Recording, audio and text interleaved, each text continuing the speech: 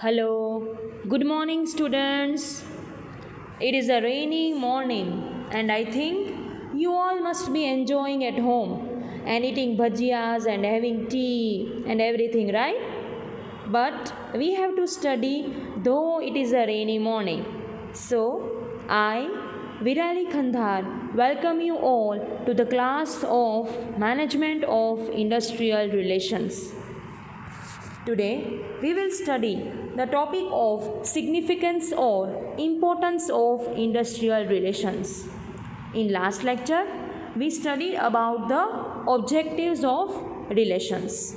So today, we will start with importance or significance of industrial relations.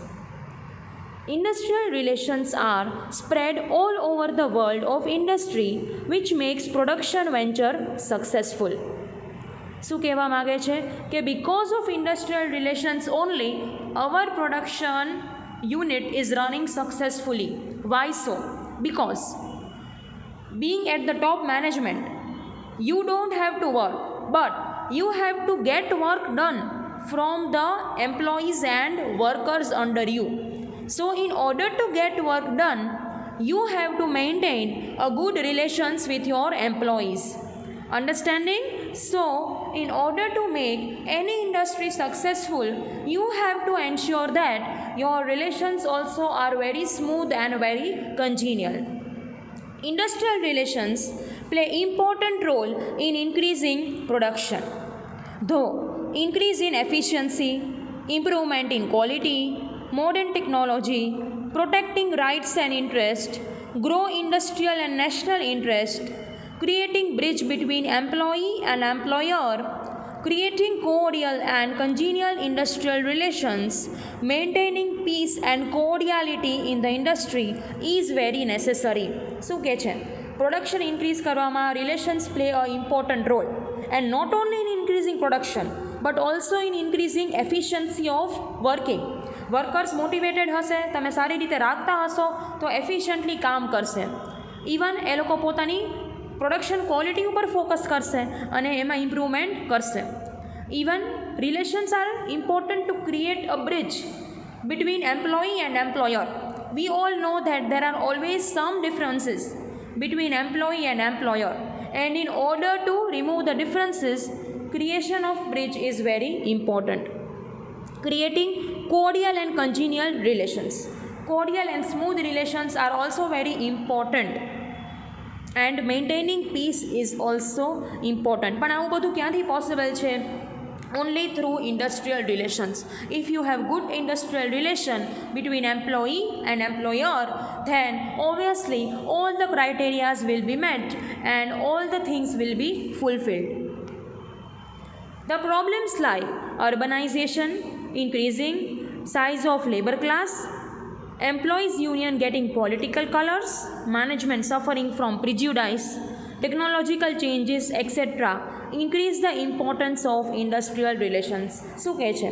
હવે તમે industry લઈને બેઠા છો, ફર્મ લઈને બેઠા છો, એટલે રોજ નવા નવા પ્રોબ્લેમ્સ તો તમારી સામે મુકાવાના જ છે. Like urbanization, right? People migrating from rural areas to city areas, increasing size of working people, labor class. Employees union are getting political colors, means trade unions are always supported by political parties. Sometimes management is also suffering from prejudices from the employees. Then technological changes.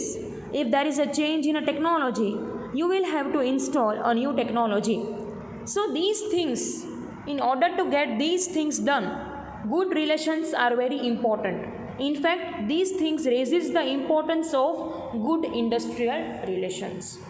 Okay students, next, coming to Indian industrial scene, which is rapidly transforming from agrarian system to industrial one, the study of manpower management relations is important. શું કહે છે? Coming to industrial scene. તમે જો ઇન્ડસ્ટ્રીયલનો scenario જુઓ, it is transforming from agrarian economy. આપણી economy basically agriculture means agricultural economy છે. that we have to transform it into a industrial economy, કે એમાં વધારે પ્રોડક્શન થઈ શકે અને તમે સેલ કરી શકો. In order to transform it, the study of manpower management is important. આવું બધું તમારે કરવું છે, કંઈ બી વસ્તુ તમારે આગળ જવું છે, આગળ અચીવમેન્ટ કરવું છે, તો તમારા મેન પાવર વગર કાંઈ પોસિબલ છે નહીં.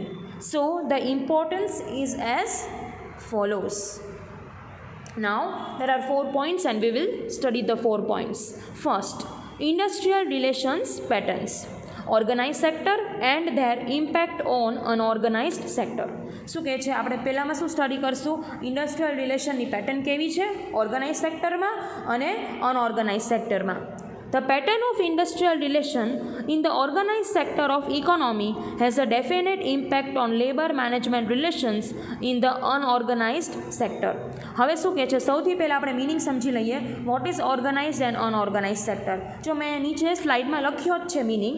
Organized sector means where employment terms are fixed and regular and employees get assured work. Employees are getting assured work. કે ભાઈ એમ્પ્લોયમેન્ટ ટર્મ્સ ફિક્સ છે કે તમારે આટલું કામ કરવાનું છે, તમને મહિનાનો પગાર આટલો મળશે, તમારા માટે આટલા લોઝ એપ્લિકેબલ થશે, રાઈટ. અને એમ્પ્લોઈઝને એક સર્ટન કામ મળે છે રોજ માટે, એને ઓર્ગેનાઇઝ સેક્ટર કહેવાય. And unorganized sector means where employment terms are not fixed and regular as well as enterprises are not registered with government. હવે શું કહે છે, અનઓર્ગેનાઇઝડમાં કાંઈ એવું ફિક્સ ન હોય, ગમે ત્યારે કામ પડે ત્યારે તમને બોલાવે છે, એ પ્રમાણે મનમાં આવે એમ સેલરી આપે છે. Even the organisations are not registered with government. આમાં ગવર્મેન્ટ રજિસ્ટર્ડ હોતી નથી ઓર્ગેનાઇઝેશન, એટલે ઓબ્વિયસલી કોઈ રૂલ્સ પણ એમ્પ્લોઈઝને લાગુ પડતા નથી. વેરેસ ઓર્ગેનાઇઝ સેક્ટર હંમેશા ગવર્મેન્ટ સાથે રજિસ્ટર્ડ હોય છે. અમુક એક્ઝામ્પલ તમને આપું. ઓર્ગેનાઇઝ સેક્ટરમાં આવે જેમ કે એમ્પ્લોઈઝ આવે, પ્રાઇવેટ ફર્મ્સ આવે, ગવર્મેન્ટ એમ્પ્લોઈઝ આવે, પ્રાઇવેટ ફર્મ એમ્પ્લોઈઝ આવે, કે જે લોકોના ટર્મ્સ એન્ડ કન્ડિશન્સ નક્કી છે એ પ્રમાણે કામ કરવાનું છે અને એ પ્રમાણે લોસ ફોલો થાય છે અને એ પ્રમાણે સેલરી વિથડ્રો કરી શકે છે. અને અનઓર્ગેનાઇઝડ મીન્સ જેમ કે ટ્રક ચલાવતા હોય, ડ્રાઈવર્સ હોય, લોડિંગ અનલોડિંગ કરતા હોય, ટ્રાન્સપોર્ટેશન કરતા હોય, રાઈટ. તો એ બધા માણસોમાં અનઓર્ગેનાઇઝ સેક્ટર લાગુ પડે. એમાં કાંઈ રૂલ્સ અને રેગ્યુલેશન્સ ન હોય. ઇવન એ લોકો ઘણીવાર તો એ લોકોની ફર્મ રજિસ્ટર્ડ પણ ગવર્મેન્ટ સાથે હોતી નથી, એટલે એ લોકોમાં કાંઈ ટર્મ્સ એન્ડ કન્ડિશન્સ ફિક્સ હોય નહીં. તો ઓર્ગેનાઇઝ સેક્ટરને ઇન્ડિયામાં વધારે બેનિફિટ મળે છે rather than unorganised sector. Okay, second point, this happens because there is always pressure from a variety of groups on unorganized firms to match its employment and working conditions, benefits, etc. with that of organized one. શું કહે છે, આવું બધું શું કામ થાય છે? This happens because there is always a pressure from unorganized firms to match its employment and working conditions. Organised firms છે હંમેશા શું થાય છે કે વર્કિંગ કન્ડિશન, એમ્પ્લોયમેન્ટ કન્ડિશન આખા લો વાઇઝ અને રૂલ વાઇઝ જાય છે. પણ અનઓર્ગેનાઇઝ સેક્ટર છે એમાં લો કે રૂલ્સ કે બેનિફિટ્સ કે એવું કંઈ હોતું નથી. એટલે અનઓર્ગેનાઇઝ સેક્ટર હંમેશા પ્રેશરમાં હોય છે. એને બહુ પ્રેશર હોય છે એમ્પ્લોઈઝને સાચવવા માટે, કેમ કે એના માટે કોઈ કન્ડિશન્સ અને બેનિફિટ્સ પોતે જ ફર્મે નક્કી કર્યા હોતા નથી. તો ત્યારે અનઓર્ગેનાઇઝ સેક્ટરમાં વધારે પ્રોબ્લેમ પડે છે rather than organise sector. Even unorganise sector આપણા કન્ટ્રીમાંથી આપણે રિમૂવ કરી શકશું નહીં. અનઓર્ગેનાઇઝ સેક્ટરમાં સ્મોલ ઇન્ડસ્ટ્રીઝ, કોટેજ ઇન્ડસ્ટ્રીઝ આવે, રાઈટ, કે એમાં ખાલી ઓરલી તમે કોન્ટ્રાક્ટમાં બધું એમ્પ્લોઈઝને કહી દો છો, તમે કાંઈ રિટર્ન કોન્ટ્રાક્ટ કરતા નથી. વિલેજમાં ઘણી બધી નાની નાની હેન્ડીક્રાફ્ટ્સ હોય, ઘરના બધા ગૃહ ઉદ્યોગ હોય, રાઈટ, જેમ કે પાણીપુરી બનાવતા હોય ને પાપડ બનાવતા હોય ને બધી બહેનો ભેગી મળીને બધું કરતા હોય, તો એમાં કાંઈ એમ્પ્લોયમેન્ટ કન્ડિશન્સ હોતી નથી. પણ એ સેક્ટરમાં ખરેખર પ્રેશર હોય છે એમ્પ્લોઈઝને સેફ રાખવા માટે. ઘણીવાર એવું બને કે તમારા સારા એમ્પ્લોઈઝ જતા પણ રહે, તો there are no conditions related to benefits and incentives. Next, unions are important force in Indian political system. Trade યુનિયનની અહીંયા આપણે વાત કરીએ છીએ. ઓકે સ્ટુડન્ટ્સ, ફરીવાર તમને સમજાવું છું. યુનિયન મીન્સ એમ્પ્લોઈઝના રિપ્રેઝન્ટેટિવ. સપોઝ 100 એમ્પ્લોય કંપનીમાં હોય, 5-6 એમ્પ્લોય રિપ્રેઝન્ટેટિવ બને છે, ગ્રુપ બનાવે છે, એને યુનિયન કહેવામાં આવે છે.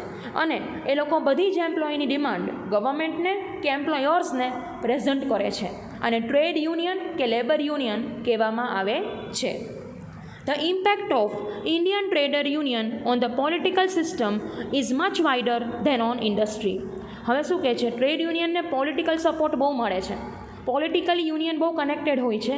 યુનિયનના લીડર ઇનફેક્ટ પોલિટિકલ પાર્ટીના હેડ્સ જ હોય છે, રાઈટ. એટલે ઇન્ડસ્ટ્રી ઉપર આની બહુ અસર પડે છે. The Indian trade unions, some of which are a fallout of political system, are used by both ruling and opposition parties for electioneering purpose. મોટો ફોલઆઉટ એટલે મોટો ડ્રોબેક એ છે કે ઇન્ડિયન ટ્રેડ યુનિયન છે, બરાબર, એના એ પોલિટિકલી બહુ જ કનેક્ટેડ હોય છે અને એનો બેનિફિટ બે રૂલિંગ પાર્ટી અને ઓપોઝિશન પાર્ટી બે લે છે for the purpose of election.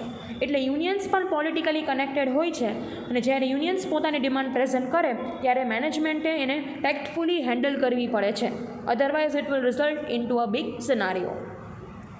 The representatives of all national unions are consulted by government in formulating various social economic policies in general and labor policies in particular.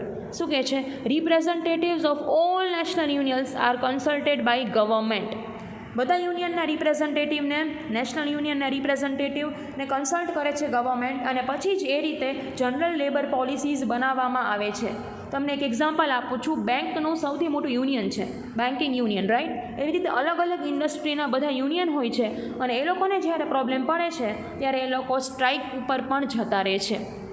તો આવી રીતે real સિનારીઓ એ છે કે government પણ જ્યારે પોલિસીસ બનાવે ત્યારે union લીડર્સને consult કરે છે. Thus, this in turn influences the system of industrial relation in various ways.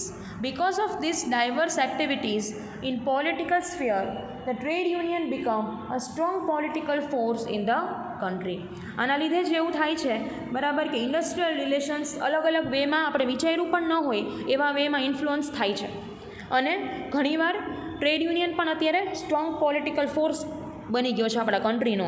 એટલે ટ્રેડ યુનિયનને પણ બધું મંજૂર હોવું જોઈએ, એમ્પ્લોય યુનિયનને પણ બધું મંજૂર હોવું જોઈએ, એમ્પ્લોયરને પણ હોવું જોઈએ, તો જ સારા રિલેશન્સમાં રિઝલ્ટ કરે છે.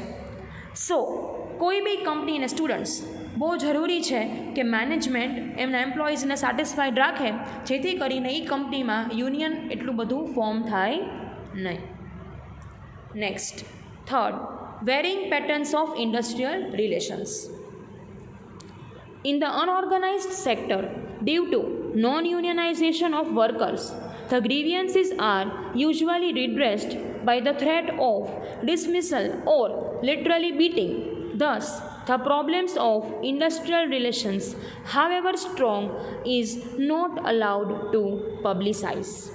શું કહે છે અહીંયા કે ઘણીવાર એવું બને છે કે જો ઓર્ગેનાઇઝ સેક્ટરમાં તો યુનિયન છે, organise sector means formal working sector કે જ્યાં એમ્પ્લોયનું યુનિયન હોય છે અને બધી ડિમાન્ડ પ્રેઝન્ટ પણ થાય છે. પણ અનઓર્ગેનાઇઝ સેક્ટરમાં કોઈ યુનિયન હોતું નથી. ઇવન એ લોકોની એમ્પ્લોયમેન્ટ કન્ડિશન્સ પણ નક્કી નથી હોતી. આપણે ગયા વર્ષે એચઆરમાં ભણ્યા હતા, રાઈટ, કે job description and job specification and lose, labour lose, પણ એ બધી વસ્તુ અનઓર્ગેનાઇઝ સેક્ટરમાં ક્યાંય ફોલો થતી નથી. એટલા માટે એ લોકો જો કાંઈ અવાજ ઉઠાવે છે પોતાના એમ્પ્લોયર સામે કે અમારે આમ કામ નથી કરવું, કે અમને આ બેનિફિટ્સ જોઈએ છે, કે અમને ઇન્સેન્ટિવ્સ જોઈએ છે ઓર સો એન્ડ સો, તો એ લોકોને શું કરે છે, ધમકી આપવામાં આવે છે. ઓરેલ્સ ઘણીવાર, હવે તો આવું થતું જ નથી, પણ પહેલાં એમ્પ્લોયીને મારવામાં પણ આવતા એ લોકોની મજબૂરીનો ફાયદો લઈને કે એ લોકો તો ક્યાંય જવાના જ નથી અહીંથી, અમે વધારે પગાર આપી, ઓછો પગાર આપી, વધારે ઇન્સેન્ટિવ્સ આપી, ઓછા આપીએ. They are not going to go anywhere because they don't have another source of income. તો ઘણીવાર આ વસ્તુનો ફાયદો ઉઠાવાય છે. Thus, the problem of industrial relations, however strong, is not allowed to publicize. Publicize means એટલે અનઓર્ગેનાઇઝ સેક્ટરમાં બી આવા કેટલા પ્રોબ્લેમ્સ હોય છે પણ ક્યારેય એ પબ્લિકલી ઓપન થતા નથી બિકોઝ એમ્પ્લોયર એને હંમેશા શું કરે છે, બીક બતાવે છે, ધાક ધમકી આપે છે. એટલા માટે એ લોકો પછી કંઈ અવાજ ઉઠાવતા નથી. તો અનઓર્ગેનાઇઝ સેક્ટરમાં રિલેશન્સનો બહુ પ્રોબ્લેમ ક્રિએટ થાય છે because unorganized sector is not given freedom to express their opinion, whereas workers in organized sector are free to express their opinions. Next, fourth, status difference in the workers of public and private sector. હવે તમને ખબર જ છે public અને private sector બેયના worker અલગ અલગ હોય છે. Public sector means government sector. Government job offer કરે છે અને અમુક પબ્લિકને એમાં રિક્રુટ કરે છે, એને ગવર્મેન્ટ એમ્પ્લોઈઝ કહેવાય છે. અને પબ્લિક સેક્ટર કહેવાય કે the funds are managed by the government અને એમ્પ્લોયની સેલરી પણ ગવર્મેન્ટ જ કરે છે, બેનિફિટ્સ પણ ગવર્મેન્ટ જ આપે છે. અને પ્રાઇવેટ સેક્ટરમાં શું હોય છે? The firm is managed by a single owner or group of owners અને એમ્પ્લોયને એ લોકો જ રિક્રુટ કરે છે અને એ લોકો જ સેલરી પ્રોવાઈડ કરે છે. In India, with the adoption of Industrial Policy Resolution of 1956, the public sector was entrusted with responsibility to accelerate the economic development of the country. હવે શું કહે છે? ઇન્ડિયામાં શું થાય છે? With the adoption of industrial policy, public સેક્ટરને આપણે એન્ટ્રસ્ટ કર્યા વિથ રિસ્પોન્સિબિલિટી કે તમે ગમે તેમ કરીને ઇકોનોમિક ડેવલપમેન્ટ કરો, રાઈટ. ગવર્મેન્ટ સેક્ટરને આપણે કીધું આફ્ટર ઇન્ડિપેન્ડન્સ કે વર્ક પ્રોપરલી. તમને બધાને પહેલાં ખબર છે ગવર્મેન્ટ સેક્ટર થોડાક ઇનએફિશિયન્ટલી ચાલતા હતા, તો ગવર્મેન્ટે કીધું કે ના, આપણે આ બધા સેક્ટરને સરસ રીતે ચલાવવાના છે in order to have sum economic development. The workers in the public sector were considered to be government employees and accordingly were given a fair deal. હવે શું કહે છે? પબ્લિક સેક્ટરના એમ્પ્લોયીને ગવર્મેન્ટ એમ્પ્લોઈઝ તરીકે કન્સિડર કરવામાં આવે છે અને એ લોકોને એવી રીતે ફેરલી એના કામ પ્રમાણે સેલરી ઓફર કરવામાં આવે છે, ઇન્સેન્ટિવ્સ ઓફર કરવામાં આવે છે અને બેનિફિટ્સ ઓફર કરવામાં આવે છે. In contrast to it, workers in private sector had to suffer on many counts, which reflects in its industrial relation scenario. હવે એના કોન્ટ્રાક્ટ્સમાં તમે જુઓ તો પ્રાઇવેટ સેક્ટરમાં જે એમ્પ્લોઈઝ વર્ક કરે છે એ લોકોને ઘણું સફરિંગ કરવું પડતું હતું અને એના લીધે જ ઇન્ડસ્ટ્રીયલ રિલેશન બગડતા હતા. કેવી રીતે? First, in terms of salary, બરાબર. સેલરી એ લોકોને પ્રાઇવેટ ફર્મ નક્કી કરે એ પ્રમાણે જ મળે, એમાં કંઈ ગવર્મેન્ટના નિયમો લાગુ પડે નહીં. Second is benefits and incentives, એ પણ પ્રાઇવેટ સેક્ટર નક્કી કરે એ પ્રમાણે જ એમ્પ્લોયીને મળે. Third is all the facilities, બરાબર, કે વર્કિંગ કન્ડિશન છે, વર્કિંગ એન્વાયરમેન્ટ છે, અધર ઓલ ધ કોકરિક્યુલર ફેસિલિટીઝ, એ બધું પ્રાઇવેટ ફર્મ નક્કી કરે છે કે એને એમ્પ્લોઈઝને કેટલું આપવું છે એ પ્રમાણે આપે છે. તો ઘણીવાર એવું બને છે કે પ્રાઇવેટ સેક્ટરના એમ્પ્લોઈઝ બહુ સેટિસ્ફાઈડ હોતા નથી, and so there is a problem in industrial relations between private firm management and private firm employees. But with passage of time, everything changed and workers of both the sectors got importance. શું કહે છે? But થોડોક time pass થયો એટલે બધું જ change થવા માંડ્યું અને workers of both the sector got equal importance. અત્યારે હવે તમે જોતા હશો કે ગવર્મેન્ટ સેક્ટરમાં એફિશિયન્ટલી કામ પણ બહુ સરસ રીતે થાય છે અને બેનિફિટ્સ પણ ગવર્મેન્ટ એ રીતે આપે છે, અને સામે પ્રાઇવેટ સેક્ટરમાં કામ એટલું ફાઇન કરે છે, લેવડાવવામાં આવે છે અને બહુ જ સારા બેનિફિટ્સ, ઘણીવાર તો પબ્લિક સેક્ટર કરતાં પણ હવે તો પ્રાઇવેટ સેક્ટરમાં લોકો જવા વધારે ઈચ્છે છે, કેમ કે પ્રાઇવેટ સેક્ટરના બેનિફિટ્સના ઇન્સેન્ટિવ્સ પબ્લિક સેક્ટર કંપનીઝ કરતાં પણ ઇન્ક્રીઝ થઈ ગયા છે. તમે ઇન્ડિયામાં જુઓ તો બેંગ્લોર છે, પુણે છે, એ બધા ઇન્ડસ્ટ્રીયલ અત્યારે આઈટી હબ છે અને ત્યાં કેટલા બધા લોકો વર્ક કરે છે અને કેટલા બધા લોકોને ફેસિલિટી મળે છે. કંપનીમાં 2 ટાઈમ જમવાનું, બધી gym facility, transportation facility, right, રહેવા કરવાની ફેસિલિટી, તો પછી એમ્પ્લોયીને બીજું શું જોઈએ, રાઈટ. તો પ્રાઇવેટ સેક્ટરમાં પણ હવે ગ્રોથ એટલો જ થઈ ગયો છે. બટ ઇન શોર્ટ આમાં શું કહેવા માગે છે કે પબ્લિક સેક્ટર હોય કે પ્રાઇવેટ સેક્ટર હોય, જો એમ્પ્લોઈઝને કંઈ પ્રોબ્લેમ હશે કે એમ્પ્લોયરને કંઈ પ્રોબ્લેમ હશે તો there will be a problem in industrial relations. તો એ આપણે થવા દેવાનું નથી અને ગમે તેમ કરીને સ્મૂથ અને કન્ટિન્યુઅલ રિલેશન્સ મેન્ટેન કરવાના છે. Okay students, so this is all for today. I hope that you understood the topics very well, and I also urge you to make the notebook and write the points so that you can refer in future whenever you want to. Okay students, so meet you tomorrow with new topics. Thank you.